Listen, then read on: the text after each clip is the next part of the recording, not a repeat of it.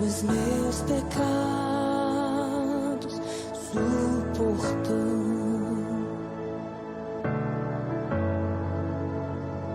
Seu nome é Emanuel, o Rei dos Reis é o Senhor. Num gesto simples de amor, no juro em ti triunfou.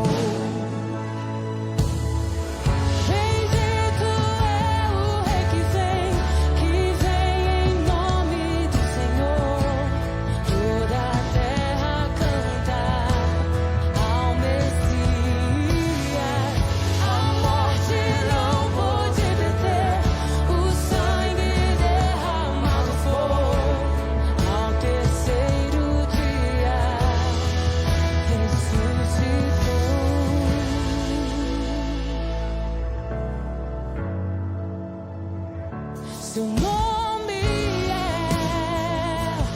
Emanuel, o Rei dos Reis é o Senhor. Num gesto simples de amor, no juro em ti triunfou.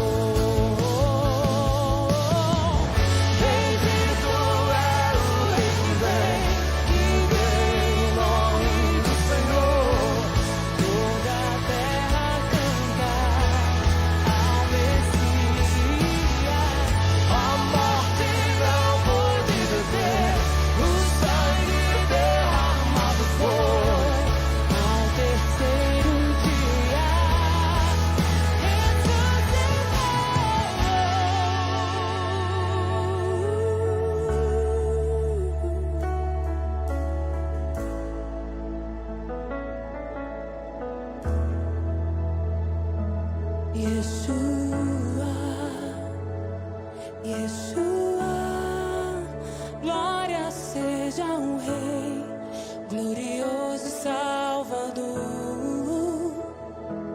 Yeshua, Yeshua, glória seja ao Rei, o glorioso Salvador.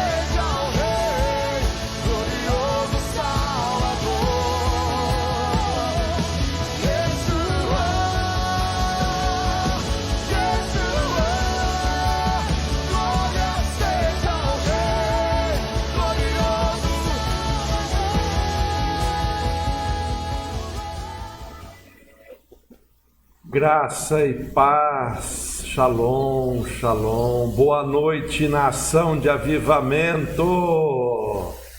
Uma grande honra, um grande prazer para nós estarmos hoje aqui novamente, na tua companhia, na presença do nosso Deus, na presença do nosso Senhor e Salvador Jesus Cristo, acompanhado pelo Espírito Santo, o nosso Consolador. Eu queria dizer para você, hoje, um dia especial, um dia onde nós celebramos uma aliança, celebramos a aliança que temos com o Senhor, a aliança que nos garante a nossa redenção, a nossa salvação e vivermos a eternidade na presença do Senhor. Sejam todos bem-vindos, sintam-se em casa, uma boa noite, um belo culto e que Deus e o Espírito Santo possam falar aos seus corações e que a sua vida hoje possa ser colocada diante do altar para que Deus esquadrinhe para que Deus abençoe e para que Deus dê um destino de vitória para cada um de nós, em nome de Jesus. Amém, amém e amém. Amém. Boa noite, graça e paz, que alegria. Em mais uma semana, mais um domingo, podemos nos reunir para compartilharmos a palavra do Senhor. Eu tenho algo especial que o Senhor entregou para compartilharmos e eu gostaria, antes de poder orar com você, pedindo a presença do Espírito de Deus no nosso meio, não só habitando em nós, mas movendo-se no meio de nós, para que a glória do Senhor seja manifesta no nosso meio, para que a palavra do Senhor, que é como uma espada de dois gumes, que corta quando vem e quando vai, para que ela venha realmente esquadrinhar a nossa alma, o nosso coração, a nossa mente e abrir caminhos na nossa alma para que essa palavra entre, penetre e faça o efeito desejado que o Senhor assim nos determina, em nome de Jesus. Amém? Vamos orar. Curva a sua cabeça, feche seus olhos. Mas antes disso, se a sua família não está toda aí com você, por favor, chame por eles. A prioridade agora deve ser compartilharmos a palavra do Senhor. Esse é o momento que vamos dedicar com qualidade para o Senhor. Tudo mais que você estiver fazendo agora tem menos importância do que parar para dedicar um tempo de qualidade ao Senhor em comunhão. Nós, os irmãos, a família do Senhor. Amém? Pai, nós aqui estamos, ó Deus querido, e Sim, nós Senhor. pedimos a Ti, manifesta a Tua glória, a Tua graça no nosso meio.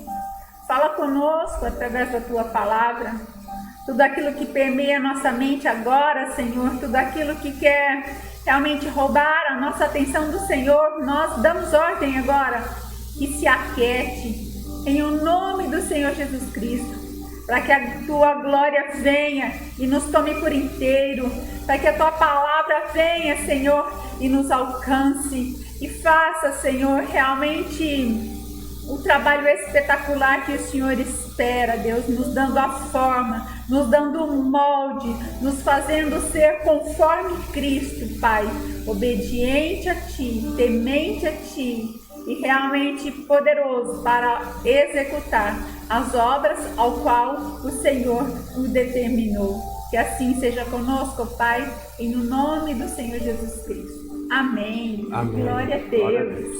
Muito bom. Amém, pastor? Amém. Posso prosseguir? Segue. Sinta-se em casa? Amém. Eu quero compartilhar com você uma palavra que está no livro de Jó, capítulo 1, verso de 1 a 5.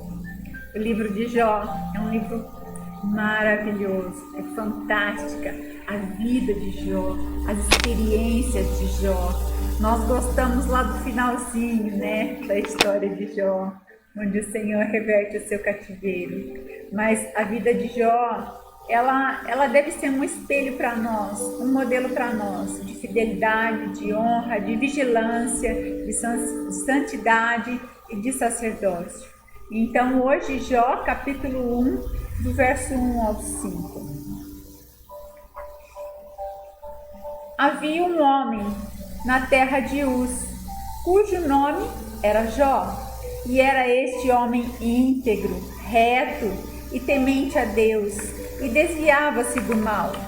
E nasceram-lhe 7 filhos e 3 filhas. E o seu gado era de 7.000 ovelhas, 3.000 camelos, 500 juntas de boi e 500 jumentas. Eram também muitíssimos os servos a seu serviço, de maneira que este homem era maior do que todos os do Oriente. E iam seus filhos à casa uns dos outros, e faziam banquetes cada um por sua vez, e mandavam convidar as suas 3 irmãs a comerem e beberem com eles. Sucedia, pois, que, decorrido o turno de dias de seus banquetes, enviava Jó e o santificava, e se levantava de madrugada e oferecia holocausto segundo o número de todos eles. Porque dizia Jó: porventura pecaram meus filhos e amaldiçoaram a Deus no seu coração? Assim fazia Jó continuamente. Tremenda história, né? Tremendo exercício do sacerdócio, da paternidade, do cuidado e da vigilância. Hoje eu quero falar sobre isso.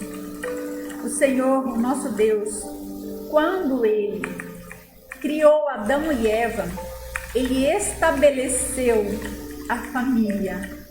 Adão, Eva, e ele deu uma ordem a esses seus filhos, a essas suas criaturas. Ele disse: vai, multiplique-se, povoe a terra, procriem.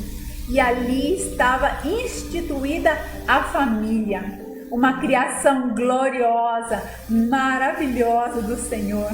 O Senhor olhou para aquilo e disse: isso é muito bom. A família, o Senhor nos criou para termos relacionamento entre nós, a família. Mas o Senhor, Ele é o nosso Pai, Ele é o Pai de todos. A família é a criação mais importante do Senhor, é algo de maior relevância no coração do Senhor.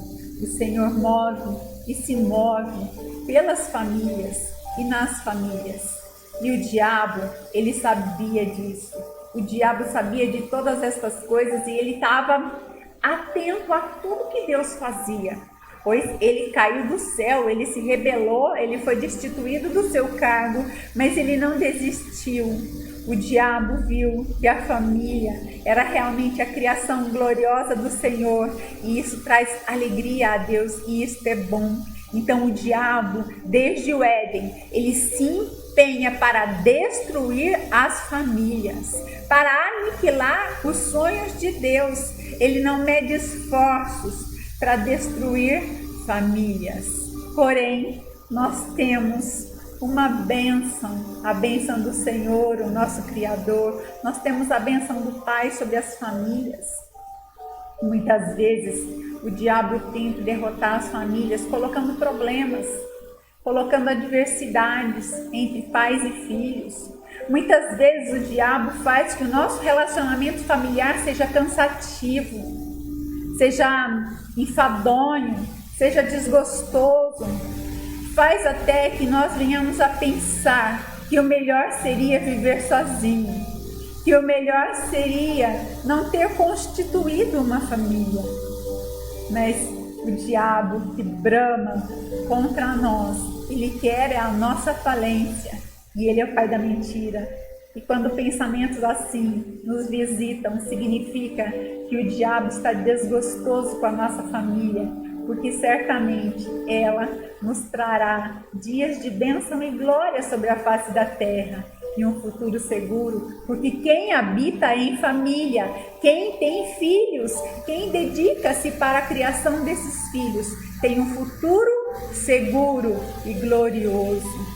Então, a família, ela não é o nosso problema, ou melhor, o nosso maior problema.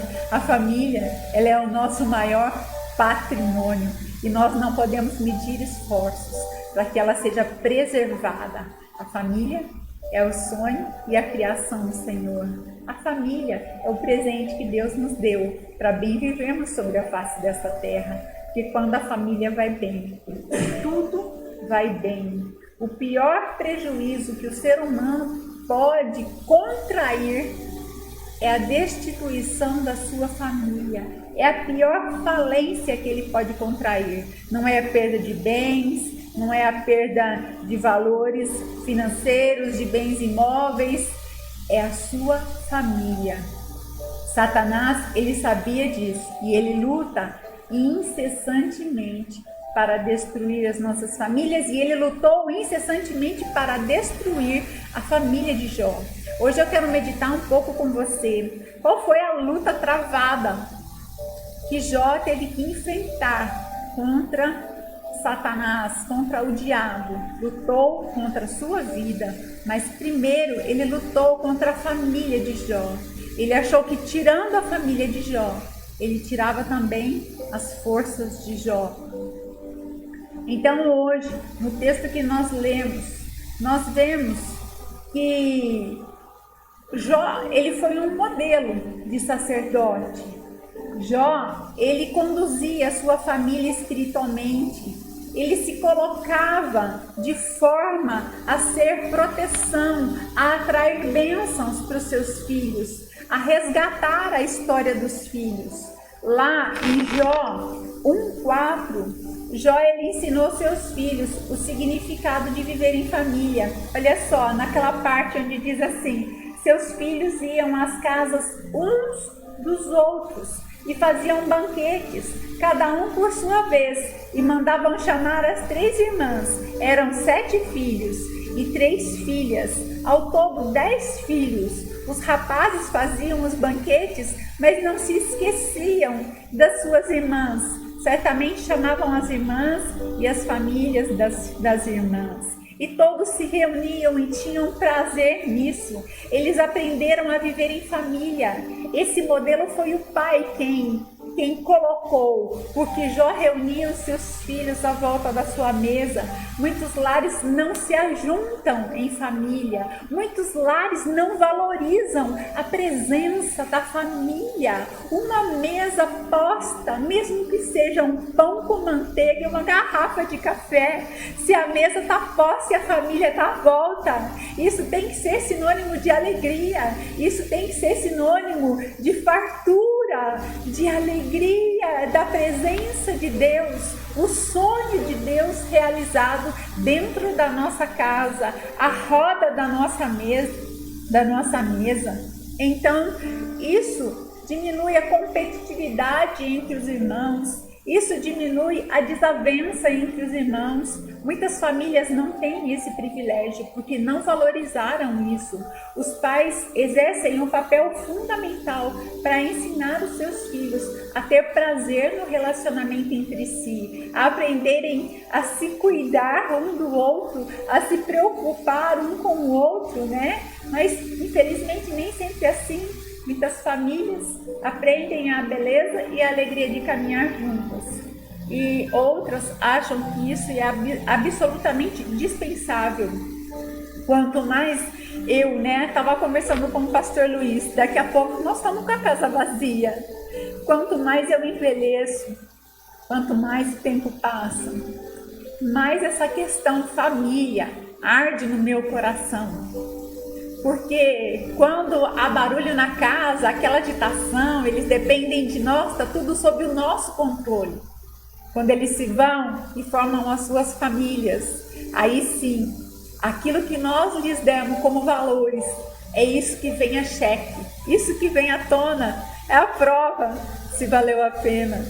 Então, cada vez mais, eu invisto e insisto em ensinar o valor de uma família que se dá bem, de uma família que se reúne, de uma família que se junta. O Salmo 128, ele diz assim: bem-aventurado é o homem que teme ao Senhor e anda nos seus caminhos. Do trabalho de suas mãos comerás, feliz serás e tudo te irá bem. Tua esposa, no interior da sua casa, será como a videira frutífera, seus filhos como rebentos da oliveira. Do trabalho das suas mãos comerás, feliz serás, e tudo te irá bem.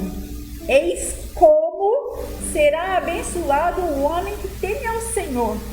Ele diz, eis como, porque para Deus o homem abençoado é aquele que tem a alegria de ver os seus filhos reunidos ao redor da sua mesa.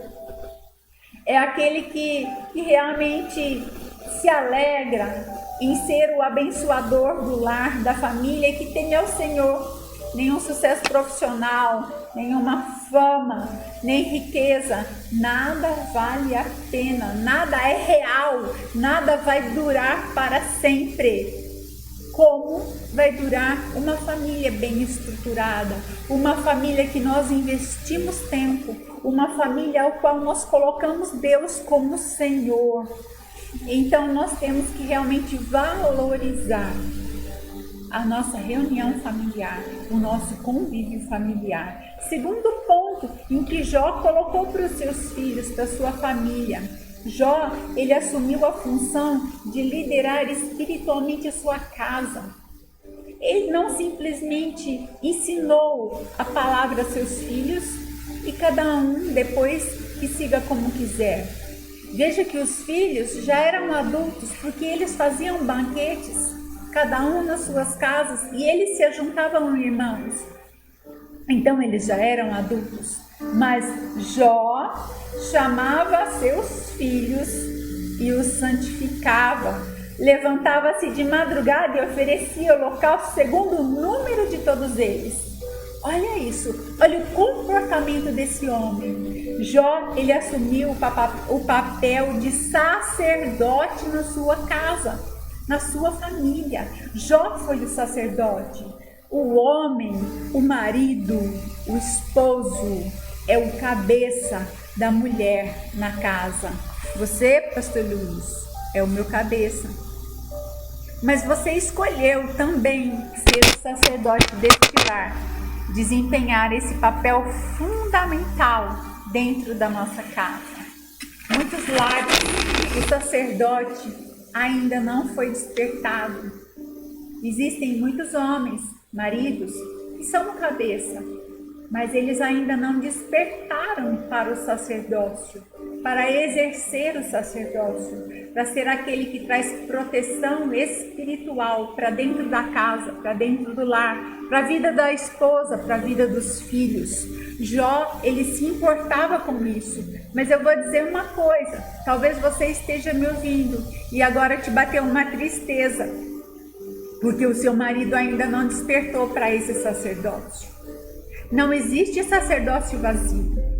Quando o cabeça, o marido, ainda não despertou para a vida espiritual, não tem o conhecimento da palavra.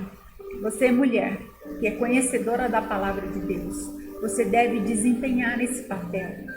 Você deve orar pelos seus filhos, você deve orar pelo seu esposo, você deve orar pela sua família, você deve exercer a prática do sacerdócio até que esse sacerdote, até que esse cabeça seja despertado. Mas o nosso papel não termina aí. Quando o sacerdote é despertado, nós pronto, agora estamos de folga, né? Agora é só receber. Nós somos intercessoras do sacerdote. Nós é que damos o sustento para que o sacerdote permaneça de pé, para que ele permaneça vigoroso, para continuar anunciando o Senhor dentro da nossa casa, a nós e aos nossos filhos, e nos protegendo em orações. E também o Jó, ele orava, clamava, ele sacrificava pelos seus filhos, ele intercedia pelos seus filhos. Ele não apresentava simplesmente: Senhor, abençoa os meus filhos. Ele dava nome aos filhos durante a oração, e conforme o seu coração ali pedia, ele colocava para o Senhor cada situação dos seus filhos. Então Jó não apresentava a sua família de qualquer forma ao Senhor, ele levava isso muito a sério. O conceito de liderança familiar muitas vezes é visto de forma equivocada. O significado de liderança masculina, da mulher ser submissa, muitas vezes a mulher fica numa revolta, né? Nós que conhecemos a palavra, não. É estar sob uma missão, né? A missão da família, a missão do marido é a nossa missão.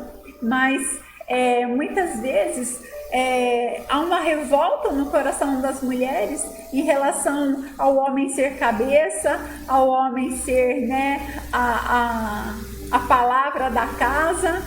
Mas eu digo que se nós formos entender realmente aquilo que Deus falou, os homens é que deveriam ficar temerosos, porque é uma baita responsabilidade.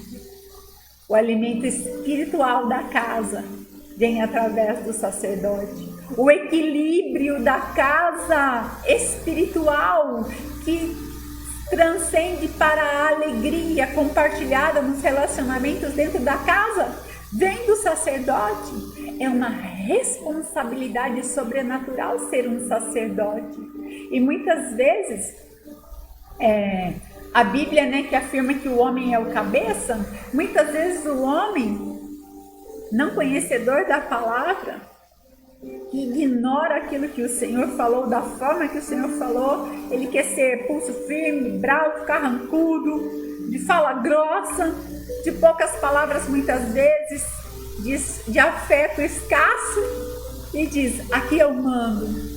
E não é dessa maneira que o Senhor diz. Então, realmente uma família, para ela ser equilibrada por completo, ela tem que viver segundo a palavra do Senhor. E um sacerdote, ele é eleito pelo Senhor, e ele tem que realmente exercer esse sacerdócio como o Senhor exerceu.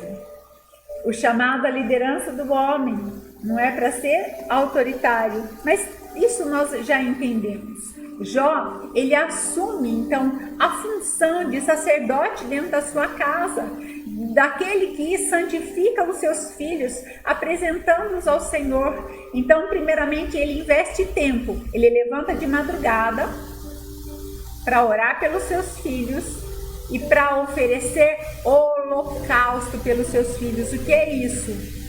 É oferecer oferta de sacrifício, uma oferta que custa. Jó, ele paga um preço espiritual de tempo pelos seus filhos. Ele se levanta de madrugada para orar pelos seus filhos.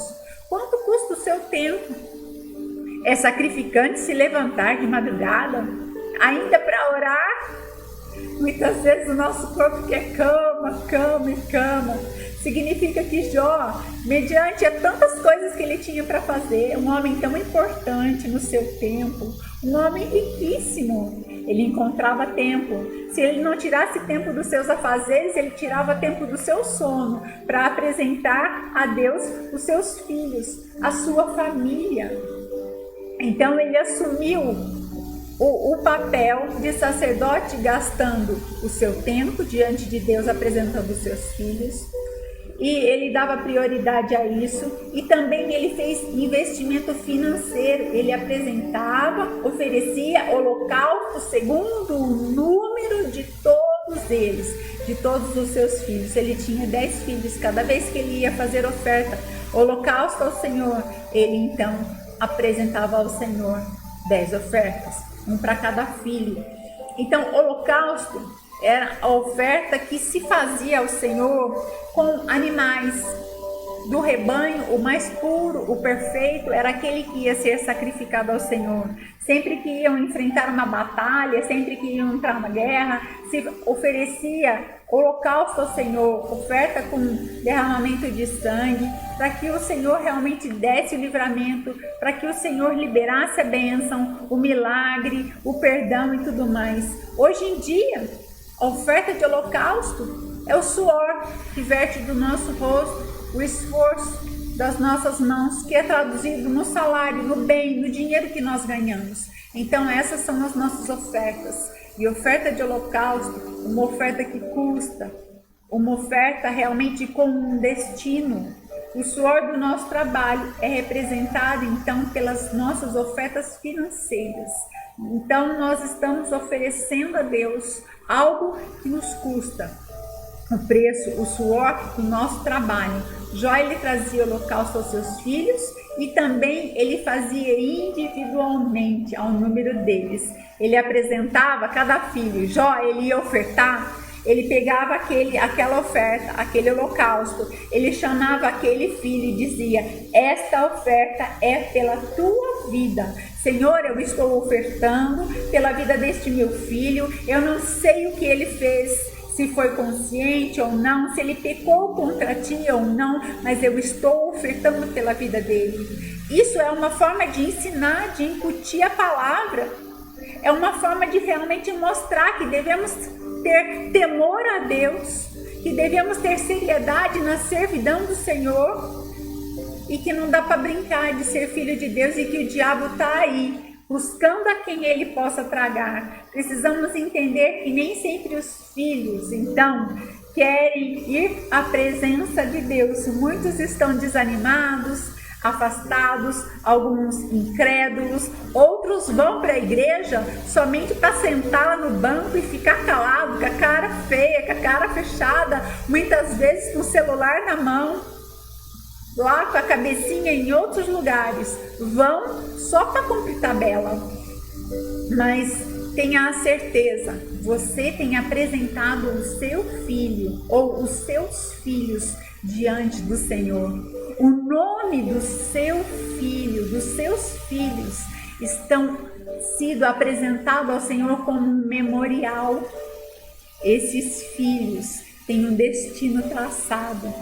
Pode reliar, pode se rebelar hoje, mas no futuro todos estarão no caminho ao qual nós oramos e intercedemos para que eles estivessem, vão permanecer. O Senhor não deixa que nenhum dos nossos sacrifícios, nenhuma das nossas ofertas sejam desperdiçadas. Então o nosso papel é interceder, é apresentar os nossos filhos ao Senhor todos os dias e também ofertar em prol da vida dos nossos filhos.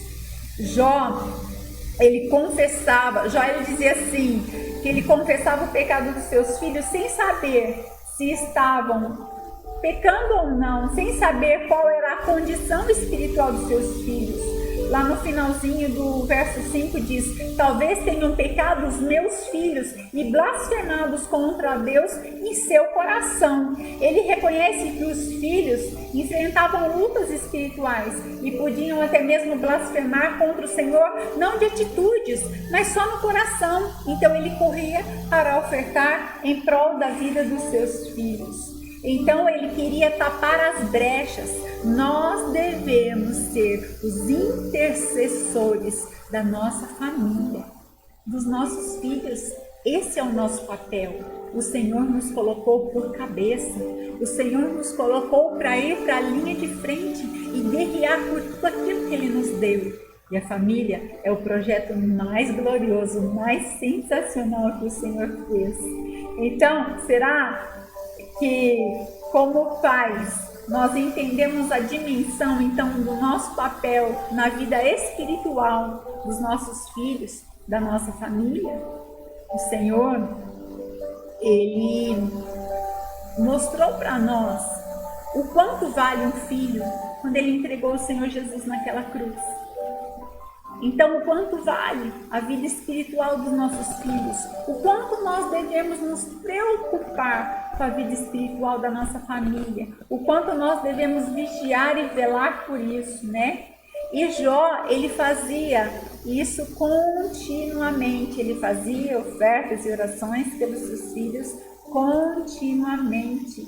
Então, não era de tempo em tempo, era sempre. Ele não tinha uma emoção. Hoje nós estamos no culto, hoje essa palavra está sendo compartilhada, então hoje eu vou orar pelos meus filhos, hoje eu vou ofertar por eles. Isso deve ser uma constante nas nossas vidas. E eu creio que o Senhor vai fazer algo muito especial, glorioso em nós. Uma vez eu ouvi uma mensagem e ela dizia assim, que um menino, ele foi para a selva com o seu pai, e ele ficou, o pai foi para um lado, o filho foi para o outro, e aí o pai acabou encontrando a saída da selva, mas não encontrou o filho. Ele chamou o corpo de bombeiro, ele chamou a polícia, ele chamou os amigos, chamou os nativos ali e fizeram uma busca incessante de 3 dias, mas não encontraram o seu filho, todos desistiram da busca. E aí esse pai não desistiu, ele conseguiu alguns amigos, alguns que estavam ali dispostos com ele, e falou assim: eu vou procurar o meu filho até que eu o encontre. Passaram-se 18 dias até que esse pai conseguiu encontrar o filho, e esse filho já estava abatido, estava assim com poucas forças, desanimado. Porém, ele olhou para o pai e disse: pai, eu sabia que você viria. Eu sabia que o Senhor não ia desistir de mim. Assim, o Senhor, o nosso Deus, nunca desistiu de nós.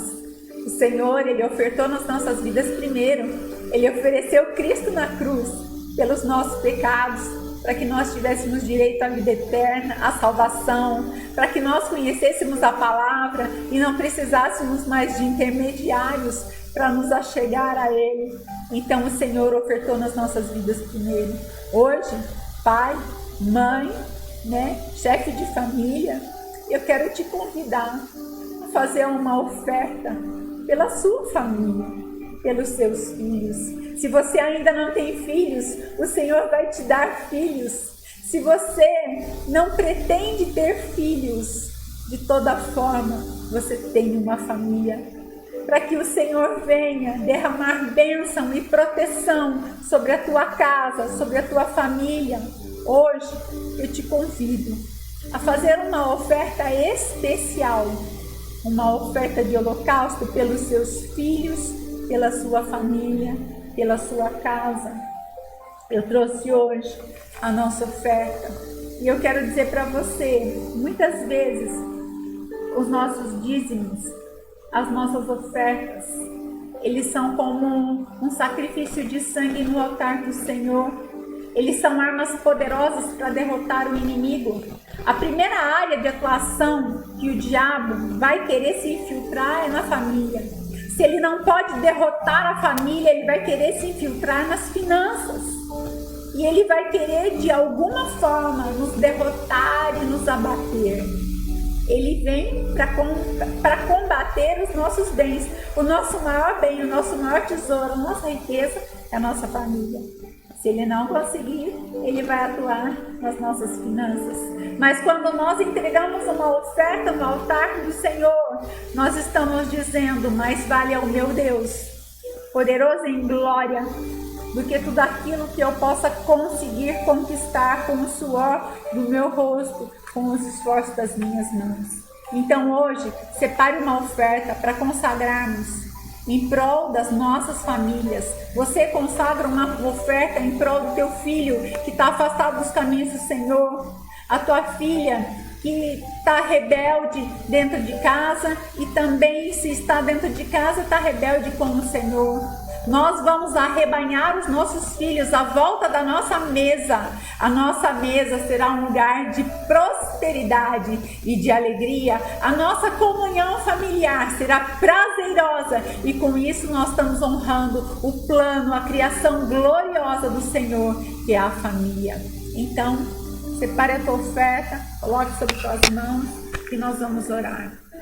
Pai, em nome do Senhor Jesus, nós apresentamos aqui as nossas ofertas, oferta de sacrifício, Senhor, pelos nossos filhos, pela nossa família, para que possamos desfrutar daquilo que o Senhor, Pai, realmente criou, um modelo, ó Deus, realmente agradável, de pessoas que convivem em comunhão e que realmente se completam uma à outra. Senhor, Pai, que nós, pais, possamos desfrutar de um futuro tranquilo e seguro, tendo os nossos filhos realmente homens e mulheres de bens, honrados, que temem ao Senhor, que prestam sacrifícios, oração e intercessão. Que o Senhor esteja construindo, Pai, do fruto, Senhor, que saiu de nós, os nossos filhos, sacerdotes e sacerdotisas que vão saber te honrar, que não serão presas fáceis do inimigo, ó Deus. E todos os filhos que estão afastados do teu caminho, Senhor, que hoje sejam resgatados por essa oferta.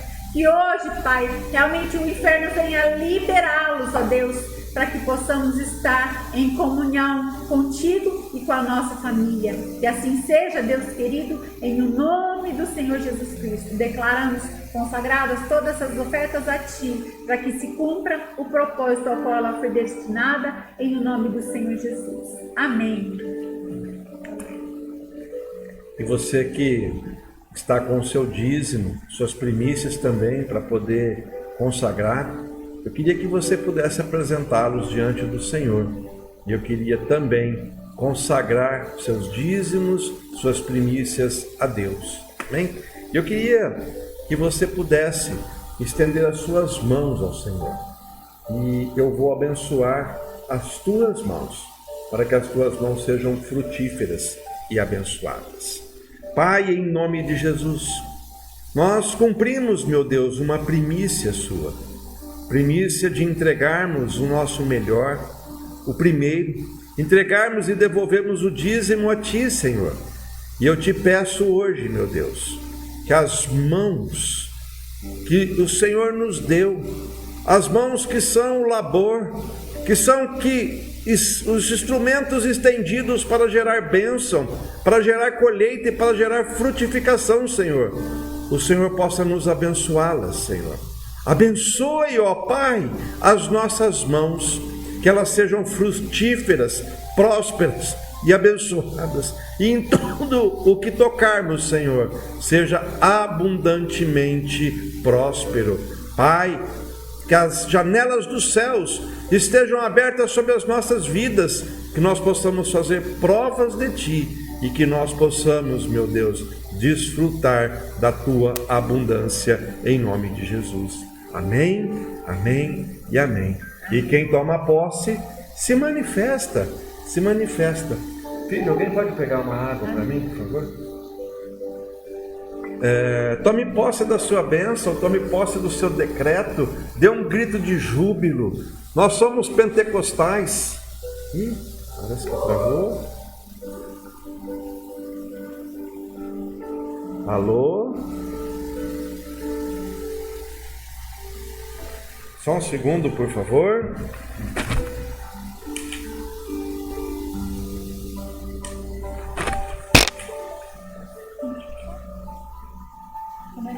Voltamos! Deu um bugzinho na câmera, tá?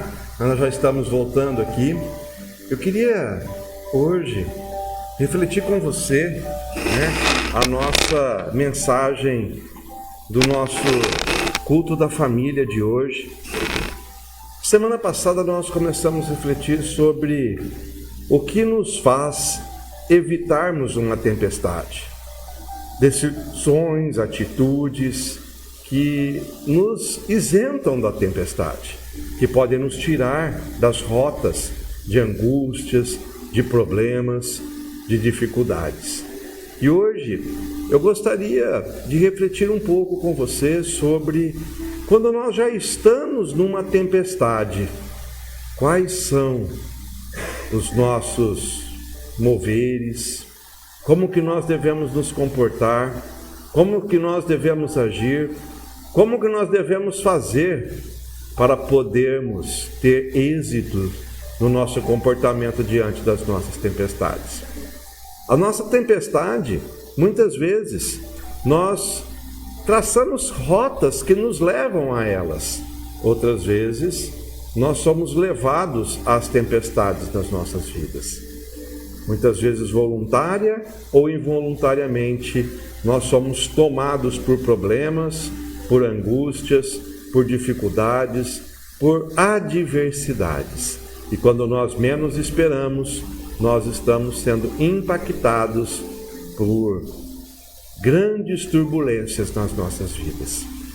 Eu queria dizer para vocês que nenhum de nós é isento de termos turbulências nas nossas vidas. Nenhum de nós é isento de passarmos por aflições e por angústias. Porém, o Senhor Jesus, Ele nos ensina, Ele nos mostra, e os exemplos que nós temos na palavra de Deus sempre vão nos levar a encontrarmos caminhos para nos livrarmos das tempestades. A semana passada nós estávamos refletindo sobre o trecho de Atos dos Apóstolos, no capítulo 27, em que Paulo está sendo conduzido a Roma para se apresentar diante do imperador. E ele é movido para que alerte o capitão do navio, os marinheiros, de que uma grande tempestade se aproximava e que aquilo colocaria em risco toda a tripulação, todo o navio e todos aqueles que faziam parte daquele trajeto, daquela trajetória. Quando nós olhamos para esse cenário, semana passada nós refletimos que nós precisamos ter cuidados para não entrar na tempestade. Nós temos que ter cuidados ouvindo a voz daquele que nos guia, conselhos sábios.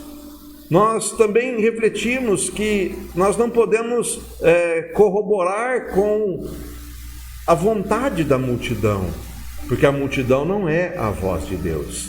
A multidão pode ser a maioria, mas a maioria nem sempre será aquela que detém a verdade e os princípios da verdade.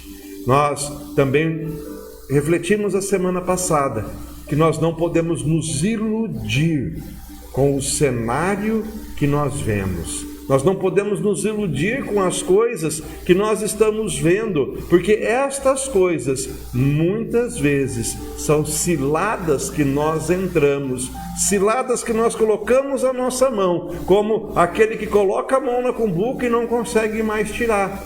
E nós precisamos refletir. Isso é para nos livrarmos de problemas, isso é para nos tirarmos dos problemas. Porém, fica a questão, meu amado e minha amada. E quando nada disso deu certo, nada disso foi algo que nós aplicamos nas nossas vidas e nós entramos na tempestade. E eu quero começar hoje aqui a minha reflexão com você. Atos 27, do 13 ao 15, diz assim: E soprando o vento sul brandamente, lhes apareceu terem já o que desejavam. E fazendo-se levantar as velas, foram de muito perto costeando Creta. Mas, não muito depois, deu nela um pé de vento chamado Euroaquilhão.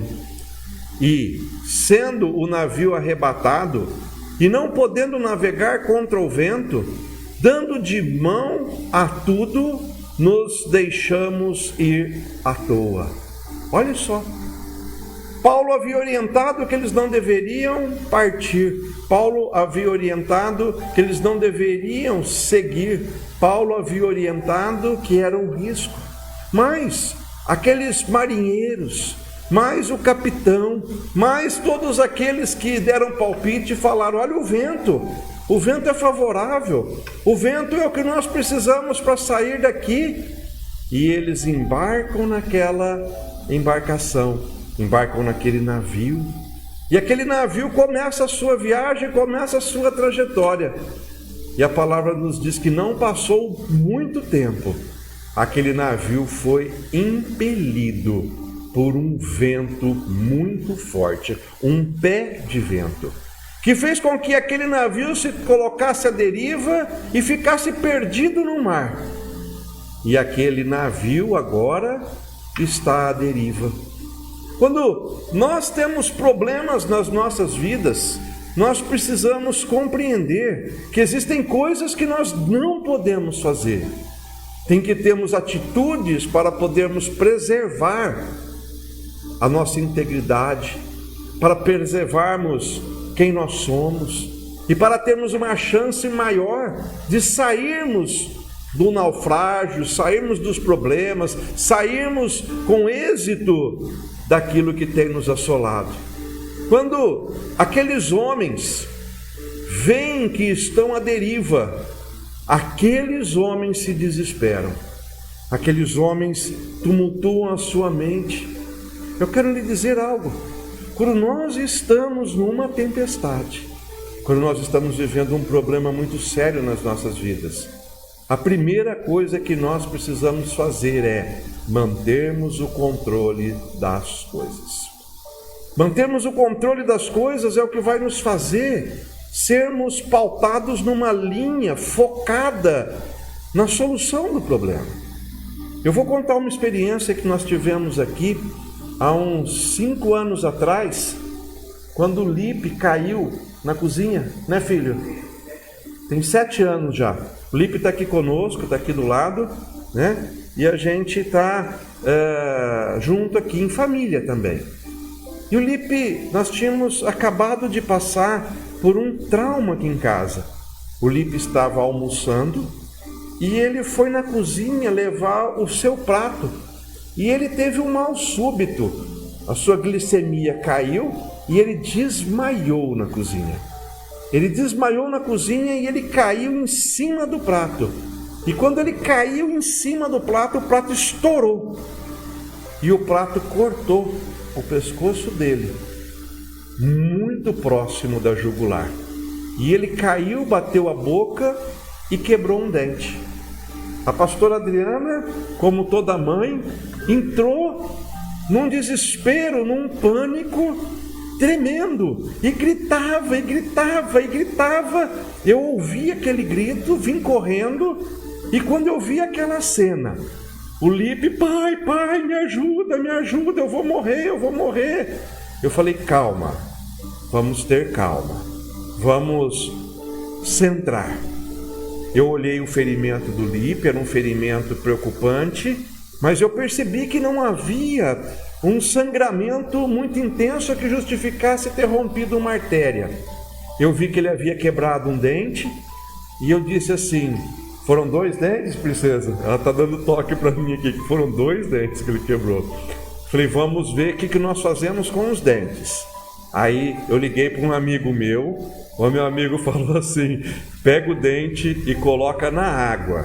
E nós pegamos os dentes, colocamos num copo d'água e com muita calma, com muita prudência, nós colocamos o Lipe no carro e fomos lá para o hospital da Unimed.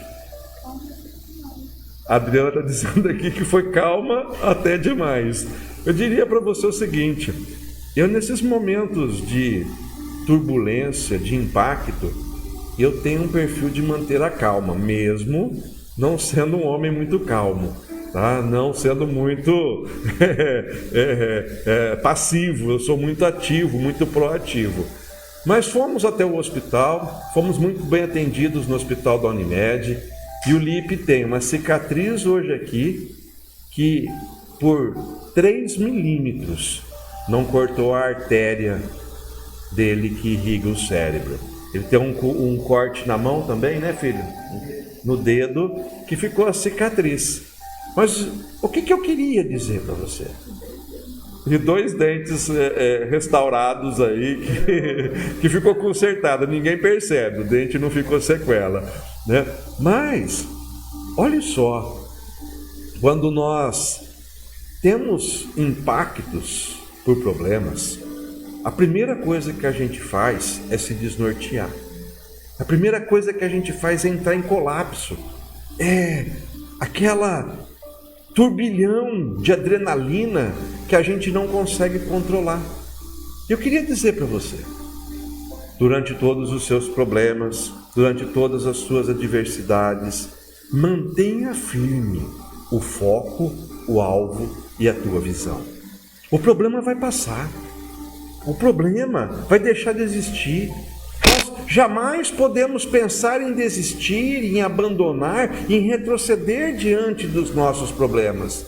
Nós precisamos exercitar a resiliência, a persistência, exercitar aquilo que está nas nossas vidas quando nós projetamos o nosso futuro, quando nós projetamos o nosso destino. Quando ninguém projeta um futuro de fracasso, ninguém projeta um futuro de derrota, ninguém projeta um futuro de desgraça. Nós projetamos a vitória, nós lutamos para ter êxito nas nossas vidas. E parece que quando vêm os problemas, quando vêm as adversidades, a casa cai. Mas nós não podemos perder o foco, nós não podemos perder a nossa liderança, nós não podemos perder as nossas atitudes proativas em forma de pensar as coisas boas. Quando o mar se revolta, quando a tempestade ela é evidente, quando as ondas do mar se levantam, nós não podemos ficar à deriva. Sabe o que um bom marinheiro faz quando isso acontece? Ele coloca o navio alinhado com a sua proa, de frente com as ondas do mar, de frente com a tempestade, e ele enfrenta com ousadia aquelas ondas, e ele enfrenta a tempestade com coragem, com atitude, com ousadia. Assim deve ser as nossas vidas. Porque se o marinheiro coloca o navio de lado, a onda vem, bate no navio e o navio tomba, o navio afunda. Assim é as nossas vidas. Nós não podemos trabalhar as nossas adversidades, os nossos problemas, sem termos coragem de enfrentá-los, sem termos coragem de mantermos o foco, de mantermos o nosso olho no futuro, a nossa visão no futuro. Muitas vezes a gente olha por vista o problema e deixa de olhar por visão. Deixamos o foco ser distorcido, deixamos a promessa se perder, mas eu quero lhe dizer, confie em Deus nos seus momentos de adversidades, nas suas tempestades, nos seus problemas, nas suas angústias. Confie a Ele, porque dele virá o teu socorro. E olhe só, seja ousado diante dos teus problemas. Quantos discípulos já chegaram para mim e disseram: pastor, não tem mais jeito, não tem mais solução, agora é o fim. E eu disse: não, agora é o começo.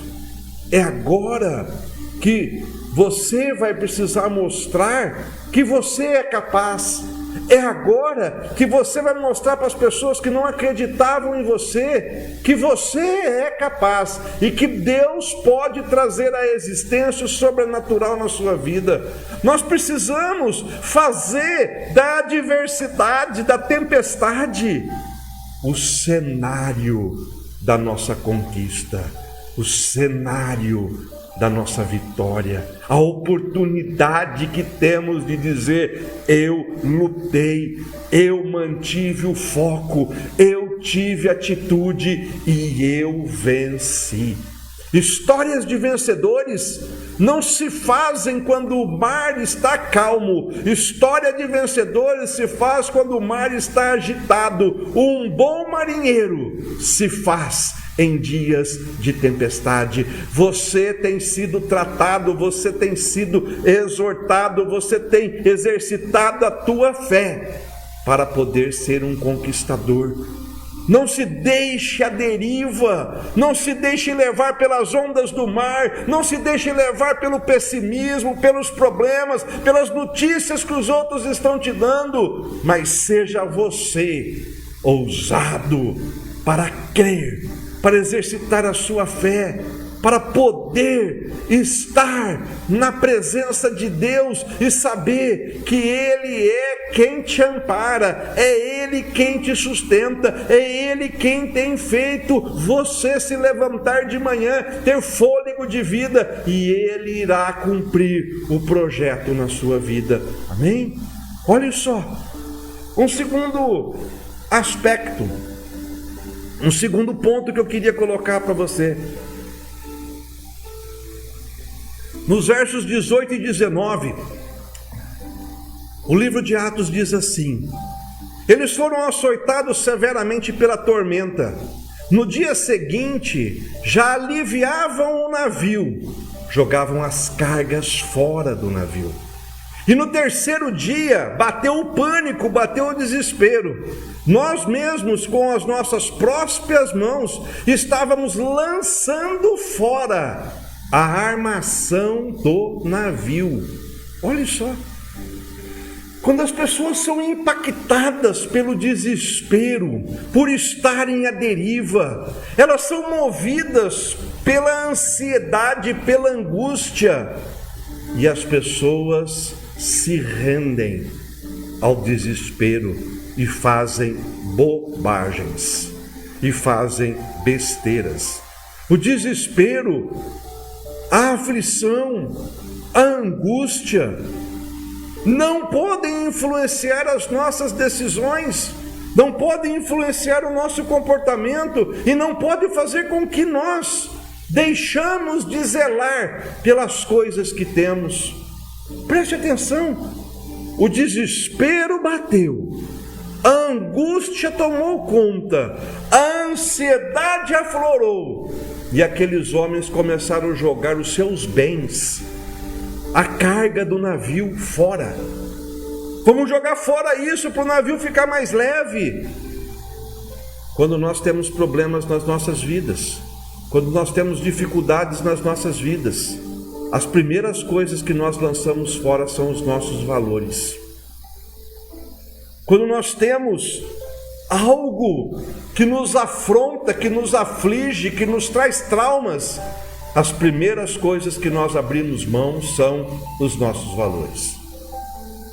Nós mentimos, nós cometemos transgressões, nós vendemos a nossa alma, nós vendemos o nosso eu, nós vendemos os nossos princípios, nós entregamos de mão beijada ao mar aquilo que nós tínhamos de valor.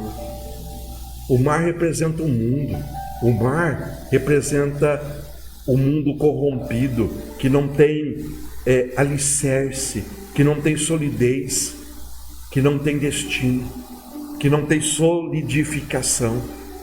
Quantos problemas você já passou? Quantas dificuldades, e nos momentos de angústia nós entregamos os nossos valores para o inimigo, para o mundo. Quando nós entregamos os nossos valores, aquilo que nós somos, os conceitos éticos, morais, sociais e cristãos, nós abrimos mão da carga que nós conduzimos nas nossas vidas, ensinamentos, doutrinas, verdades, vitórias, promessas, conquistas. Vale lembrar aqui o exemplo de Esaú, que no momento de aflição, um probleminha, ele estava com fome, ele entregou um valor, ele entregou algo que ele tinha, a primícia, a promessa, a herança.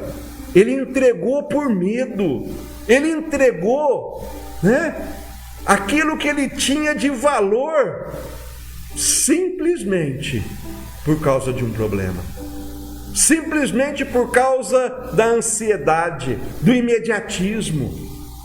Eu queria que você pudesse hoje saber que o primeiro passo que você não deve dar diante das suas adversidades, problemas e angústias é não negociar os seus valores.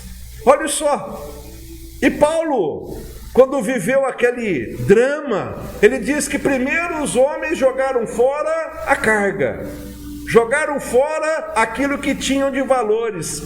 E no segundo ponto eles começaram a desmanchar o navio e jogar o navio fora. E aí eu queria que você compreendesse o que significa isso. A carga são os valores, e o navio, a armação do navio, os componentes do navio, a estrutura do navio, é a nossa identidade e a nossa fé.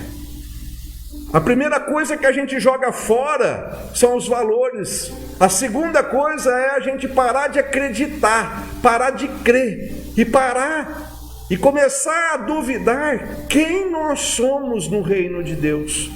E aí a gente começa a pensar assim: poxa, que problema, que dificuldade, Deus não me ama, Deus não é meu pai. Eu tenho tanto zelo pela palavra e agora estou vivendo isso. Nós abaixamos as nossas cabeças e com um semblante de derrota, nós começamos a entregar quem nós somos, a identidade que nós temos, para que o inimigo possa nos derrotar.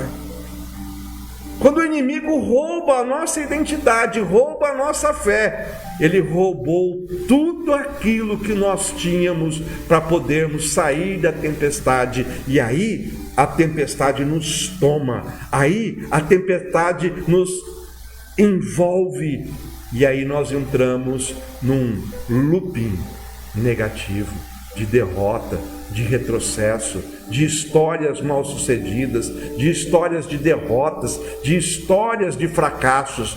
Mas eu quero lhe dizer, você hoje vai tomar uma decisão na sua vida, e que os teus problemas, as suas adversidades, as suas tempestades nunca farão com que você retroceda, que você a partir de hoje tenha ousadia para nunca negociar nem os seus valores, nem a sua identidade, nem a sua fé, porque nós temos crido num Deus soberano, criador dos céus e da terra, o alfa e o ômega, o princípio e o fim. E como disse a pastora, assim como ele foi com Jó, assim como ele tratou a vida de Jó e fez Jó encarar o seu processo, assim também ele será conosco e fará com que nós encaremos os nossos processos.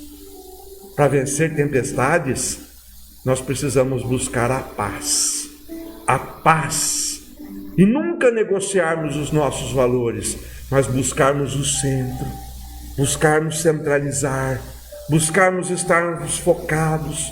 Nós precisamos saber que através de centrarmos as nossas vidas, buscarmos a paz, que nós encontraremos a bonança. E a bonança vem não no tempo do homem, mas no tempo do Senhor. O Senhor estabeleceu o tempo de paz para as nossas vidas, e nós precisamos saber que dele virá o nosso socorro. Amém? Eu queria, num terceiro ponto, dizer para você: mantenha calma, não se desespere. No verso 20, está escrito assim: e não aparecendo, não havia alguns dias nem sol e nem estrelas, caindo sobre eles grande tempestade, dissipou-se afinal toda a esperança de salvamento. Olha só, o Luiz Paulo é estudante, está aí no seu caminho, na sua trajetória para ser piloto. E a gente sabe que tanto aviões quanto navios dependem da navegação para poder sair de um lugar e chegar ao outro. Nós refletimos hoje sobre navegação num tempo onde existe satélite, onde existe GPS, onde existe cartas náuticas, cartas aéreas. Talvez seja muito fácil. Porém, eu queria que você pudesse compreender como era a navegação há 2000 anos atrás, onde os marinheiros e os capitães se norteavam pelas estrelas do céu, pela lua, pelas constelações. E aí, uma tempestade. A palavra de Deus fala que eles ficaram quase 15 dias à deriva, sem ver as estrelas e sem ver a luz do sol. Uma tempestade ferrenha que faz com que eles estivessem sendo jogados de um lado para o outro, sem saber onde era o norte, sem saber onde era o sul, sem saber onde estavam. E eles dizem assim: aquele contexto todo fez com que se dissipasse a nossa esperança de salvamento. Meu querido, quando nós passamos por tempestades, muitas vezes nós vamos viver dias sombrios, dias de luto, dias de revolta, dias em que nós não queremos sair de casa para ver a luz do sol, nós não queremos sair de casa para ver as estrelas, nós não queremos ver pessoas, e nós perdemos as esperanças de salvamento. Não tem mais salvação. Quando nós tomamos essas atitudes, nós começamos a lamber as nossas feridas e murmurar na nossa desgraça. Mas eu quero lhe dizer que nós servimos a um Deus que dá livramento, um Deus que dá destino, um Deus que cuida dos seus filhos. Então, durante as tempestades, não perca a esperança, alimente a sua fé, creia creia, não se torne um desesperado, não se torne aquele que começa a ver o copo meio vazio. Olhe só para a notícia ruim, mas saiba que é dos céus que vem o teu socorro. Saiba que é dos céus que vem a tua salvação. Quando Daniel foi jogado na cova dos leões, ele creu que aquilo não era o fim, que aquilo era o começo. Quando Sadraque, Mesaque e Abednego entraram naquela fornalha, eles disseram ao rei: o nosso Deus poderá nos salvar. E assim foi feito. Deus se apresentou junto com Sadraque, Mesaque e Abednego naquela fornalha, ao lado deles, e nem um pelo, nem um fio de cabelo daqueles homens foi consumido. Eu quero declarar hoje sobre a sua vida: Deus está estabelecendo um novo plano para você. Deus está lhe trazendo um nível de sabedoria, de conhecimento e de entendimento, para que você possa vencer as adversidades deste mundo, vencer as tempestades, estar pronto, firme, para que o decreto de salvação possa ser estabelecido sobre a sua vida. E olhe só o que é mais importante: se Deus estabeleceu para você um destino, e o destino ainda não foi alcançado, creia que não é o fim. Creia que a promessa de Deus ainda não se cumpriu e que você verá a glória de Deus se manifestando. Tempestades vão passar, aflições vão passar, problemas deixarão de existir. Deus é um Deus que para nada há impossibilidades. Para Deus tudo é possível. E eu quero que você hoje possa clamar a Ele. E nesse nosso culto da família, nesse nosso culto de ceia do Senhor, você possa saber que Ele te escolheu como um filho, como filha. E a tua identidade jamais será perdida. O plano de redenção, o plano de salvação, o plano de vida que Deus tem para você, tempestade alguma poderá fazer você mudar o teu norte, o teu destino, retroceder ou sucumbir, porque você ainda não atingiu a estatura de varão perfeito, de varoa perfeita. Amém? Então, quando nós compreendemos isso nas nossas vidas, nós sabemos que Deus é por nós, que Deus será conosco, e nós temos que gritar, que celebrar e saber que a tempestade é para nos forjar e para nos dar um testemunho de bênçãos e de vitória. Amém? Eu queria orar pela sua vida e depois a gente poder celebrar a ceia do Senhor. Feche seus olhos. Senhor, nosso Deus e nosso Pai, Espírito Santo de Deus, toque agora na vida deste homem, toque agora na vida desta mulher. Pai, muitos estão sendo bombardeados na sua mente, muitos estão sendo afligidos, Senhor, por erros, por transgressões, por adversidades geradas, por sementes malignas que foram plantadas, por sementes de erro, de equívocos. Muitos, diante dos problemas, se venderam e entregaram os seus valores ao mundo, trazendo o pecado, trazendo a iniquidade ao seu coração, aos seus hábitos e ao seu comportamento. Mas hoje, Senhor, nós olhamos para o alto e clamamos que é do alto que vem o nosso socorro, que é do alto que vem a nossa bênção. E nós estabelecemos, Senhor, um pedido de perdão dos nossos pecados, das nossas transgressões, das nossas iniquidades. Perdão, Senhor, pela nossa fragilidade de retrocedermos, de pensarmos em retrocesso, de desistirmos, Senhor. Perdão, meu Deus, porque muitas vezes entregamos os teus valores, os teus princípios, os teus mandamentos, as tuas primícias, Senhor, de mão beijada para o inimigo poder nos acusar e nos tirar da rota de conquista, da rota de êxito, da rota de bênçãos.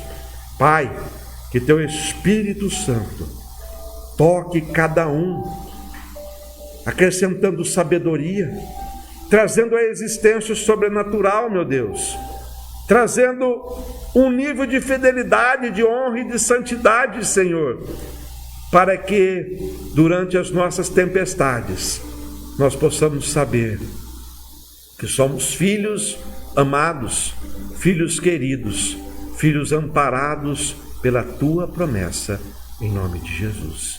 Assim te pedimos e assim te agradecemos. Amém, amém e amém. Meu amado, minha amada, eu te convido para poder celebrar a ceia do Senhor.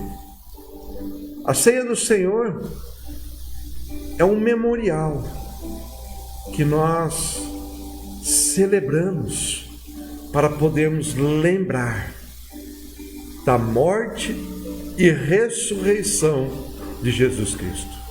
A morte e ressurreição de Jesus Cristo que nos trouxe a redenção, que nos trouxe a salvação.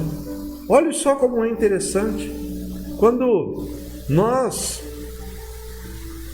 nos convertemos, nós ouvimos uma mensagem assim: existe um decreto de desgraça sobre a sua vida, existe um decreto de maldição sobre a sua vida, que foi imposto pelo pecado, que foi imposto pela vida de transgressão daquela pessoa que não tem Jesus na sua vida.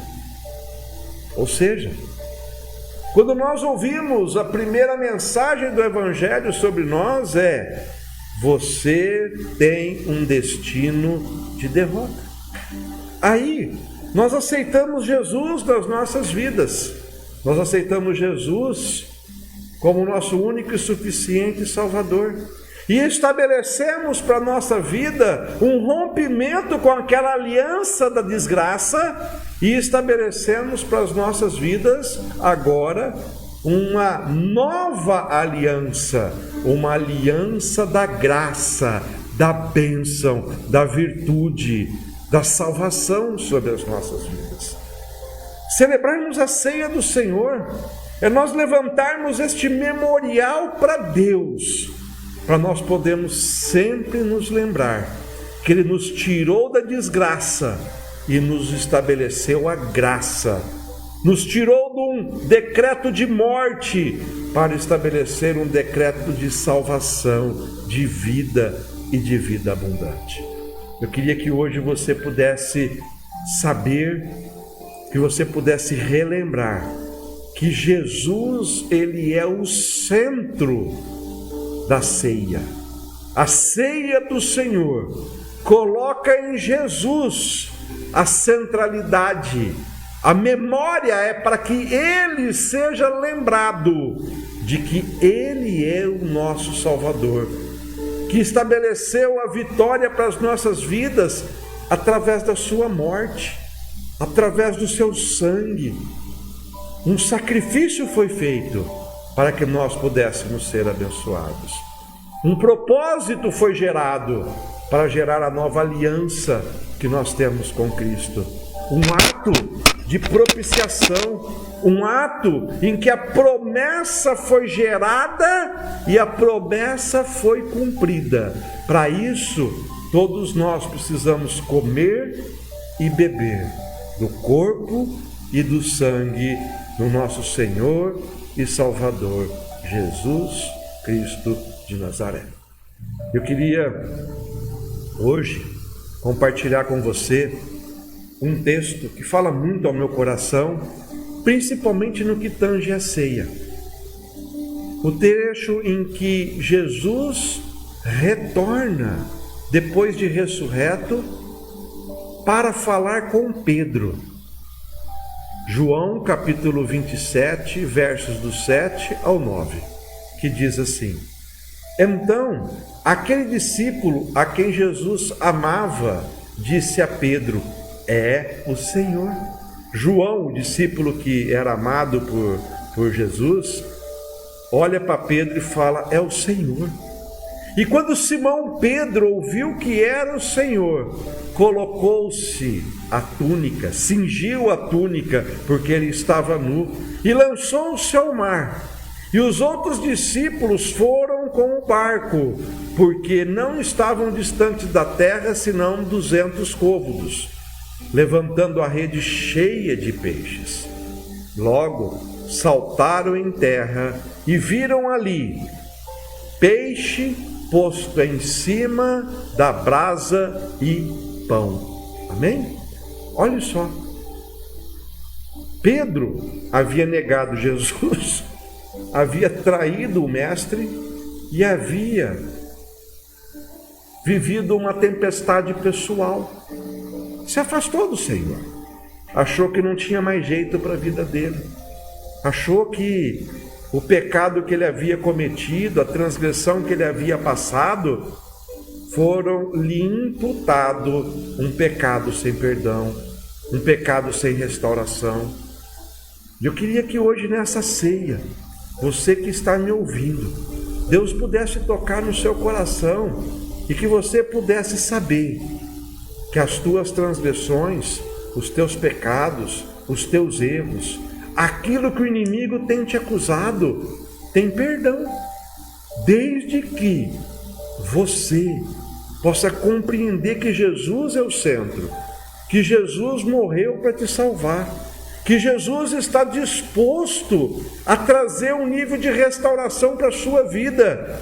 E hoje eu queria lhe dizer: Deus vai restaurar a tua história quando você se arrepender de todos os teus pecados.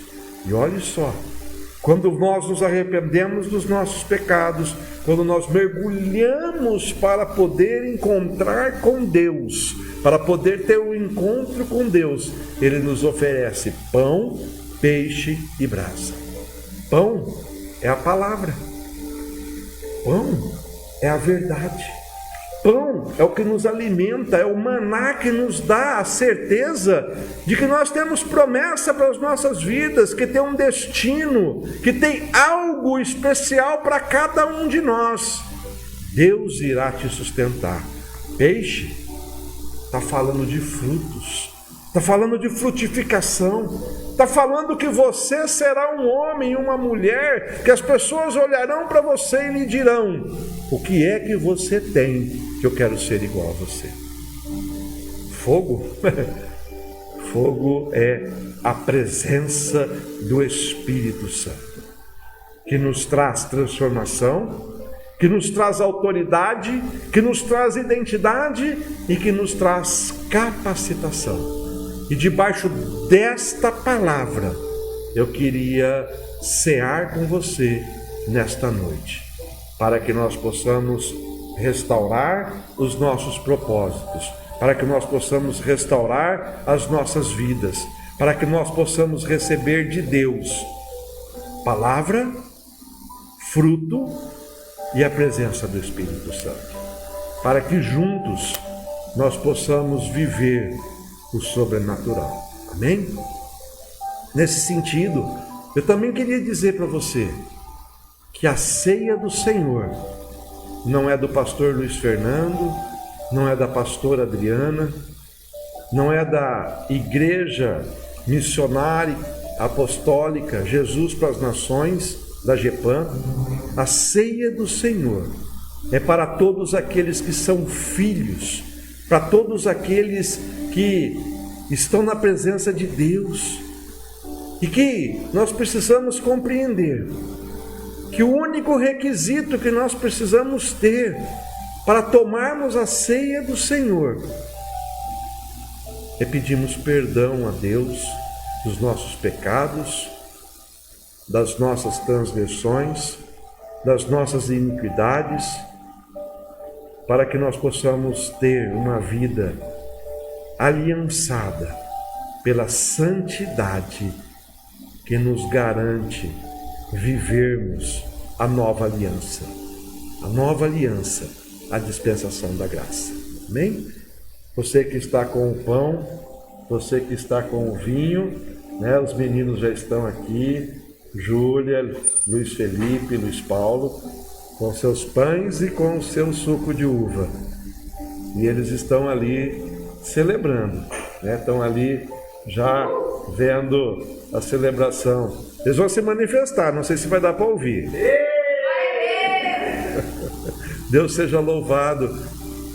Ceia é dia de festa, é dia de nós sabermos que Deus nos salvou. E eu queria que você que está com seus pães e com seu vinho agora, que você que está com seus pães e com seu suco de uva pudesse tomá-los para que nós venhamos a orar e a consagrar. A palavra de Deus fala que Jesus partiu o pão e ele fala: todas as vezes que vocês celebrarem, celebrem em minha memória, partindo o pão. Partir o pão significa termos comunhão uns com os outros.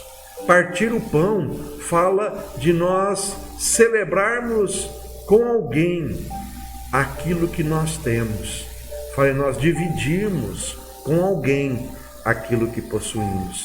Então, eu queria te convidar hoje a partir o pão e tomarmos o vinho, o suco da videira, para que juntos nós possamos estabelecer este memorial ao Senhor. Amém? Em nome de Jesus, agora eu consagro o pão e consagro o vinho. Que este seja para ti, Senhor, um memorial em que nós celebramos a graça, que nós celebramos a redenção, que nós celebramos, Senhor, o que nós temos de mais precioso, o que nós precisamos de mais importante ter nas nossas vidas.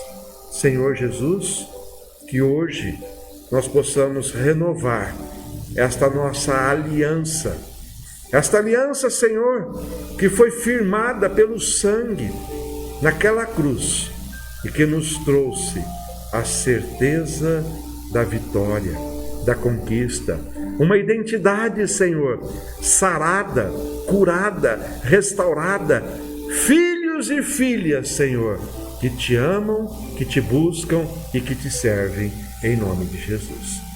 Que todos nós possamos cear a ceia do Senhor no memorial àquele que nos fez sermos livres e libertos. Assim seja, em nome de Jesus.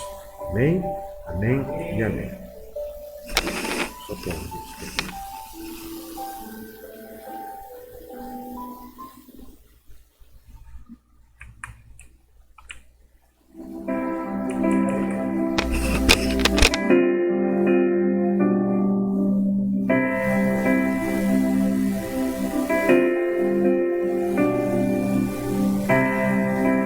Quero estar perto de ti, Senhor, do teu amor, sem tristeza ou dor. Quero ouvir vozes de anjos no céu, cantando a ti, aleluia. Santo, santo, poderoso, grande eu sou, que é digno, não há outro, poderoso, grande eu sou.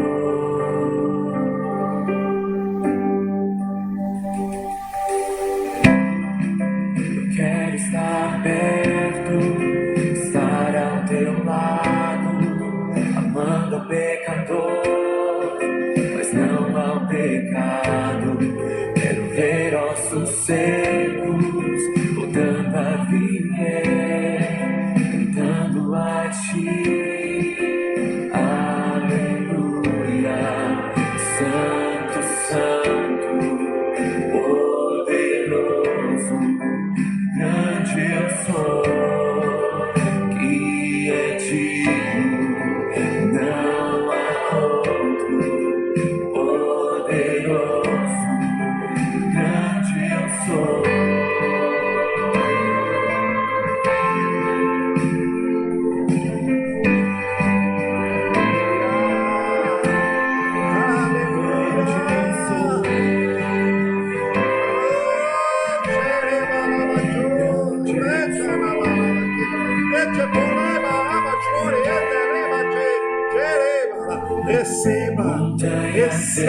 estremecem, demônios faz fugir, na menção do nome dele, Rei de majestade. Não há poder no inferno que possa resistir diante da presença e do poder do grande eu sou. Grande eu sou. Grande eu sou. Grande eu sou. Grande eu sou. Grande eu sou.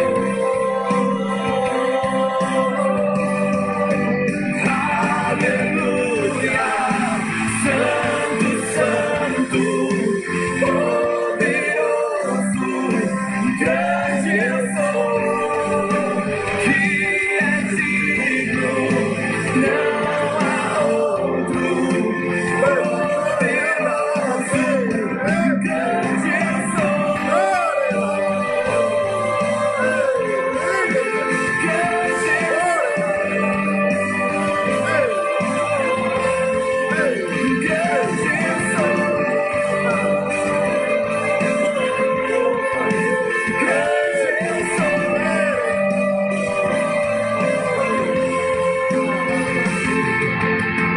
montanhas estremecem, demônios faz fugir, na menção do nome dele, Rei de majestade.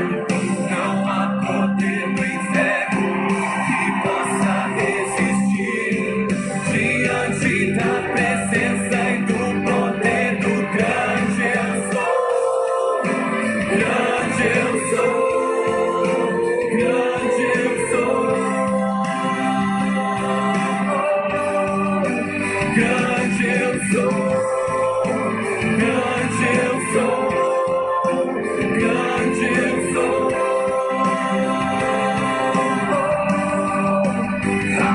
Aleluia, Santo, Santo, poderoso, grande eu sou, que é digno, não há outro, poderoso, grande eu sou.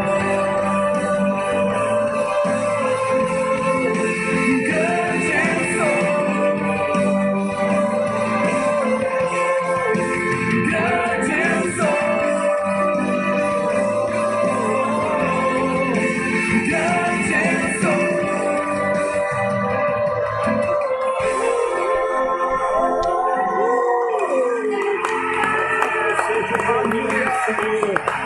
Grande eu sou. O grande eu sou, em nome de Jesus, em nome de Jesus, aleluia, tremeu tudo aqui, Deus seja louvado, amém?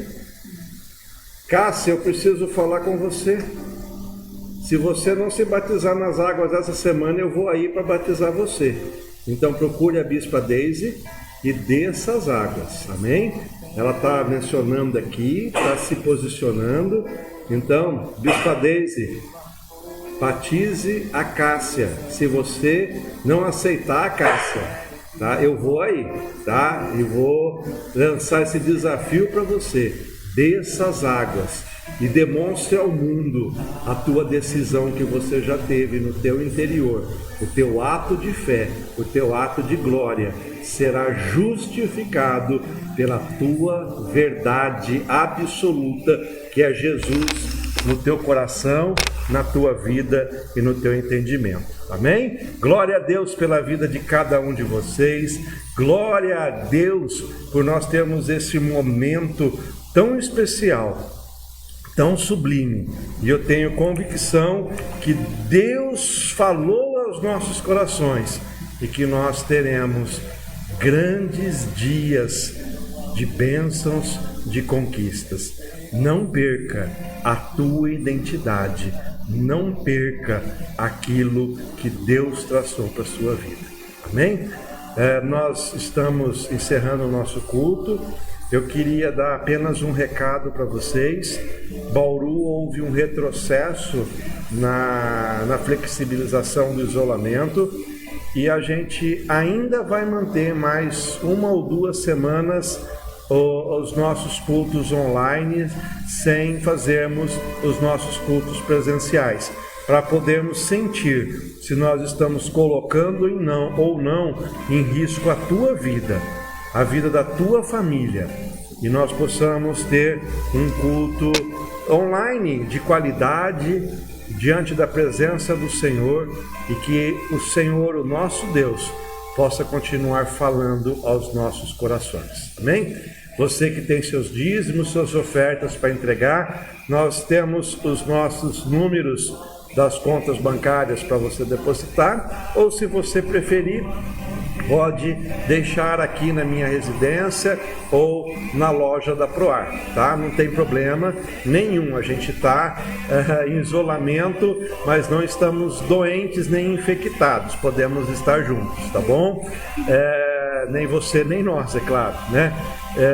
E eu queria te convidar para que amanhã, às 19 horas, nós pudéssemos estar juntos para o nosso devocional diário. O devocional diário tem trazido crescimento espiritual às nossas vidas, tem trazido crescimento para que a gente possa estar nos tornando mais firmes e fortes na presença do Senhor. O devocional é uma das estratégias que fomentam o pilar da nossa fé, que nós possamos estar vivendo juntos. Eu queria dizer que nós estamos com muita saudade de cada rostinho, de cada um de vocês, mas que em breve nós teremos uma grande notícia e poderemos estar todos juntos aí no nome de Jesus. Amém? Que Deus possa te abençoar. Eu queria orar pela sua vida e queria abençoar essa semana em nome de Jesus. Amém? Levante suas mãos aos céus. Senhor, nosso Deus e nosso Pai, nós nos rendemos a Ti. Te agradecemos, Senhor, pela obra redentora da cruz, que nos legitimou, que nos estabeleceu uma nova identidade como filhos, como herdeiros, como aqueles, Senhor, que são abençoados pelas Tuas mãos e que têm direito, Senhor, às Tuas promessas, aos Teus destinos.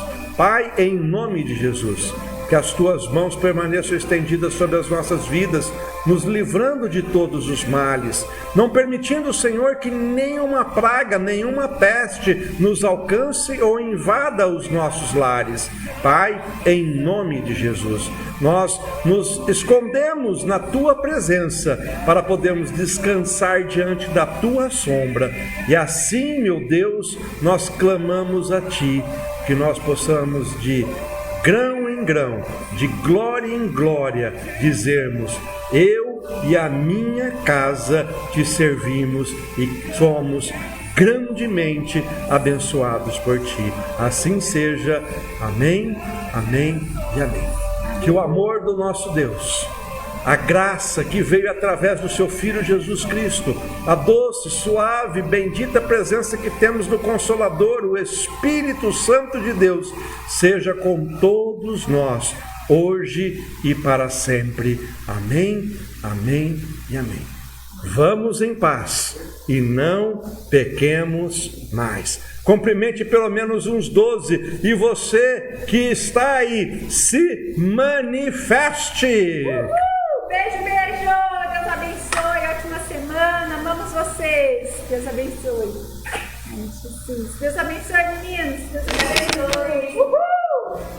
Amamos vocês, graça e paz, shalom, shalom, shalom.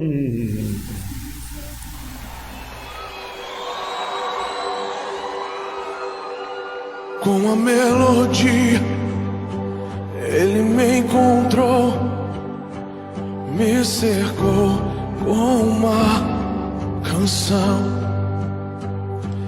que me libertou dos meus inimigos, dos meus medos, me salvou. Eu não sou mais escravo do medo, sou filho Deus. Eu não sou mais escravo do medo, sou filho